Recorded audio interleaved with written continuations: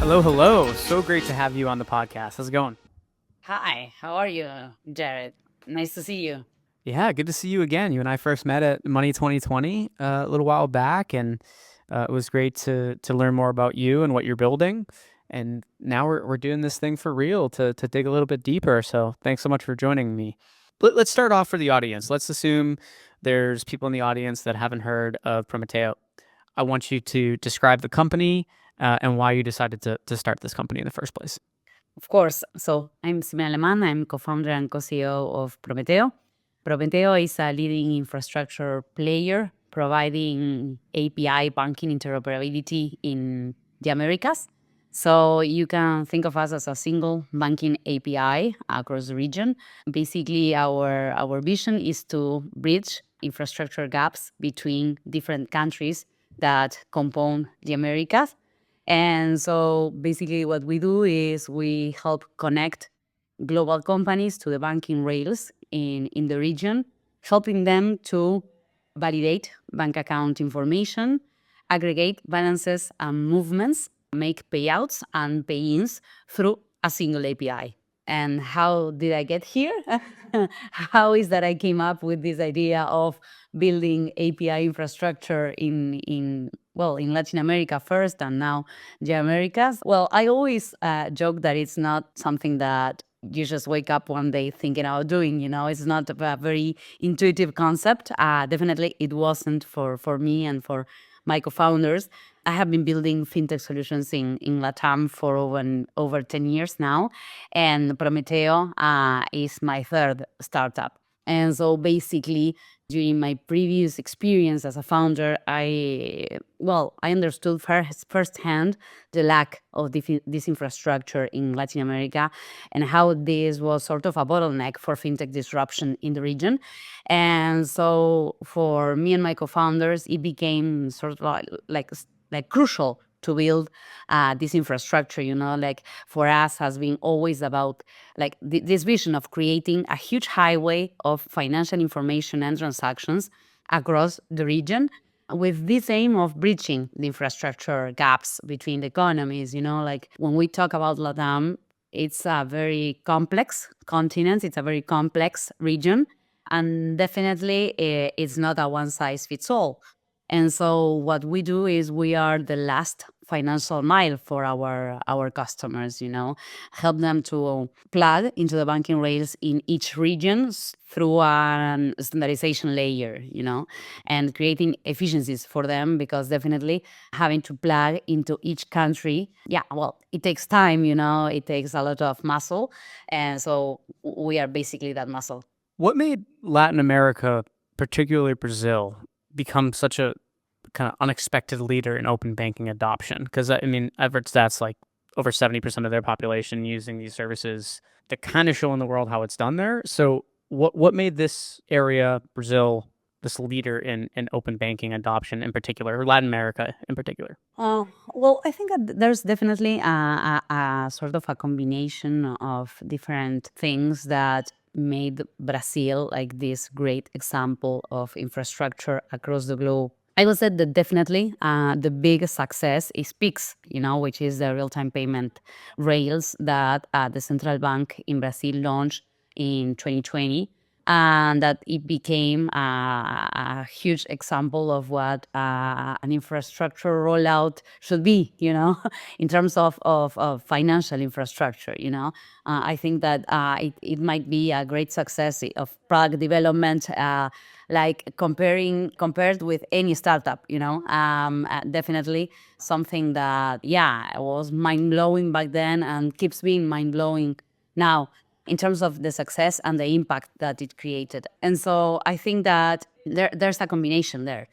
The first thing is that I think that there's a vision on what Latin America needs. Brazil wasn't the first country in Latin America to pioneer open banking. Mexico was first, and Mexico in 2018 addressed open banking and the need of open banking in Latin America.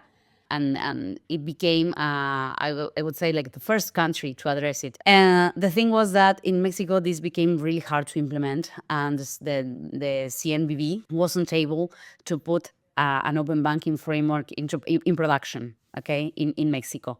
But definitely, I think that it created a moment regarding open banking. For us, it was like a green light about open banking coming definitely to Latin America. And I think that that was like the first step of open banking in the region. And then Brazil came through, and I think that we can talk about Pix being like a payment initiation product, and a payment initiation example of, well, I would say that it's definitely what Brazil got to do was that it showed the need of a payment product over banking rails. And I think that that was the key or the major milestone that changed a little bit the landscape in Latin America. I think that before PIX, open banking rails, the banking rails were closed. It was a closed system, very siloed, and it was very like open banking definitely wasn't a consensus.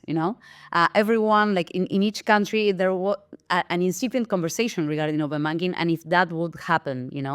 When Pix was launched, it became obvious that users were adopting open banking services. In this case, payment initiation. Like having digital payments over banking rails.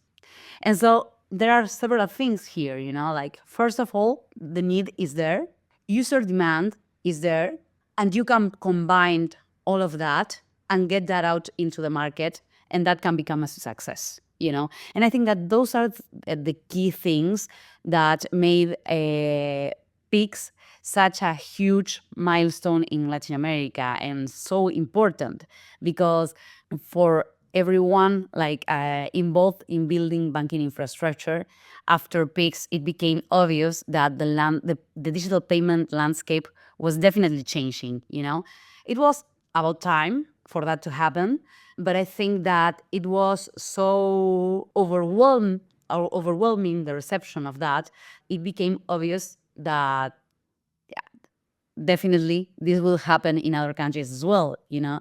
And so I think that over the years after Pix's launch, this has definitely happened across the region. Yeah.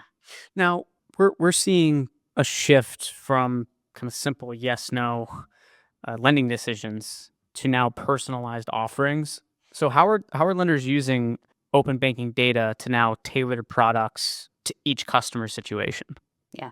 Well, I think that in Latin America, it's early days for this still, mostly because the only country that has open banking rails in Latam is Brazil. So we can talk about how successful this has been in Brazil, and I will quote Itaú's numbers, like they have been able to lend more than $1 billion because they have this access to financial information, and because they are able to target their lending offering according to this information and provide loans to a new population that before that was unknown to them. And I would say that there's the power of open banking. And because of these numbers, we are able to say, okay, there's a huge business opportunity in Latin America for lenders that implement open banking, and that's why it's so important for different countries in Latam to adopt open banking frameworks and for financial institutions to open their information, okay? And of course, for users to be able to share that information in order to benefit from that information. Because that information is an asset, and I think that that's the basis of open banking. Now, let's shift focus a little bit when we think about regulation, right? Yeah. Brazil seemed to crack the code, while the U.S. is really just getting started with Dodd-Frank Section 1033. What can we learn from the success of Brazil here, though? From when we look at the United States, what can the United States learn? Yeah, I think that there are a couple of things that have become important or I think that any region can learn from Brazil. The first one is the certainty into the implementation of open banking. Okay, I think that the central bank in Brazil was able to create like a very clear and defined path towards the implementation of open banking. There were phases, different phases in order for the implementation to happen. There were deadlines, there were milestones, and each of those were accomplished. And so this provided a lot of credibility to the adoption of open banking, a lot of certainty to the adoption. And this is very important for all the stakeholders involved in this process. When I'm talking about all the stakeholders, I'm specifically referring to large financial institutions, that have to adopt not only new tech solutions, but also adequate the old ones to this new ecosystem. And this is a huge change in their own infrastructure. Okay, so it's not a minor change. It usually involves a long process of adequation. And so having this clarity, this certainty into the timelines, it's very important for them. And because it's so necessary to have them on board, I think that it's very important for regulators to be able to have a consensus into how this will roll out. I think that the second thing that Brazil did very, very efficiently was to get everyone on board, okay?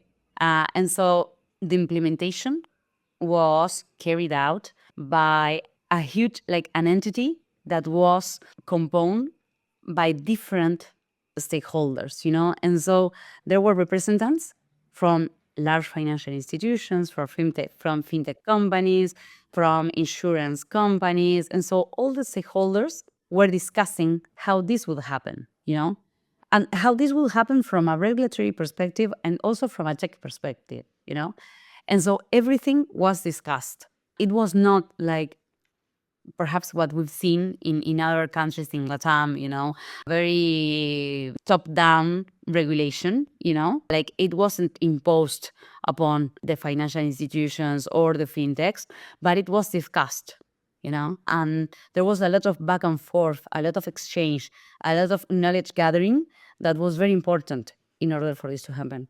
And then I think that something that has been that was discussed back then and keeps being discussed is governance, which is the organization that has to oversee this infrastructure, who oversees this, And because open finance and open banking, it's so important for the financial market in general, not just large financial institutions, so not just the ones open their APIs, but also other stakeholders that want to access that information, is that it has to be very discussed who will have the oversight over this infrastructure, How is that this infrastructure will be regulated, but also how it will be reported, how it's functioning, who will oversight that the infrastructure is working properly, This is something that has to be not only created, but then maintained, supported, and that involves someone overlooking for it. And I think that that's something that also Brazil has done very good. You mentioned API in there, so I want to hit upon this in terms of kind of the future of money. Looking ahead, APIs are transforming domestic banking, but the real frontier is cross-border transactions. So how are these technologies reshaping international money movement? Well, I think that right now we are just like what we're seeing is the tip of the iceberg in terms of how this is reshaping money movement. Something that talking from my experience at Prometeo, what we realized last year was that basically with our bank account verification API and our bank account aggregation API, we were enabling data flow across regions, across countries, across border data flow, and this cross-border data flow is very necessary because we are usually used to discussing real-time data from country to country, and you might have real-time data within a country, but actually real-time data is necessary across geographies, and so there's a huge opportunity in enabling this this cross-border data flow in real time. And the same happens with money movements. Something that is happening across Latin America is that we are putting in production new real-time payment rails, in each country. In Brazil, of course, but you also have in Mexico's Pay, and you have Transferencias 3.0 in Argentina, and this is like becoming a thing. But then when we are talking about cross-border payment flows, that the infrastructure is not there. You don't have real time, And so I think that there's a huge opportunity in building that real time experience in the cross-border payment flow. I think that there are many players trying to untap that market, and I think that definitely that's the next big fintech revolution, and I think that we are not that far ahead from that to happen. But definitely, there's still a huge opportunity there. Last question before we wrap up here. Like when we look out 5 years from now, how different will banking look for the average person? And will we even use the term banking anymore? And feel free to talk about your company's role in that future as well. I think that there might be a future in which the word banking doesn't exist, I think that future lies not within 5 years ahead, but perhaps like 20, I don't see it like that happening in the short term, which is like these 5 years. But I think that what we will start seeing, and it will become more and more obvious, is this embedded experience of the banking services, and this is not something new, but I think that it's something that we have been talking about, and that we haven't seen it yet happening as aggressively as we will see it in the next 5 years, And I think that what we are seeing with buy now, pay later, with, of course, e-commerce, with wallets, is just like a very raw experience on how financial services will be deployed 5 years from now, And my vision is that it will be more similar to what like the old experience with cash, like having like this very efficient, swift thing of like the money flowing, but even more, like very digital, very transparent, very embedded, embedded into our life, and almost like no credit card, no debit card, like no tokens, all those things will be gone. I think like from 5 years from now, and new things will take over, more embedded, more embedded into devices, more embedded into apps and websites, into biometrics, with more swift experience. And I think that that's why this API infrastructure is so crucial, because everything that happens from now on will happen over this API infrastructure, will happen over the rails that now that we are creating right now. The thing is that this is a very slow revolution, it's not happening well, perhaps for the ones that are like the ones carrying this revolution through.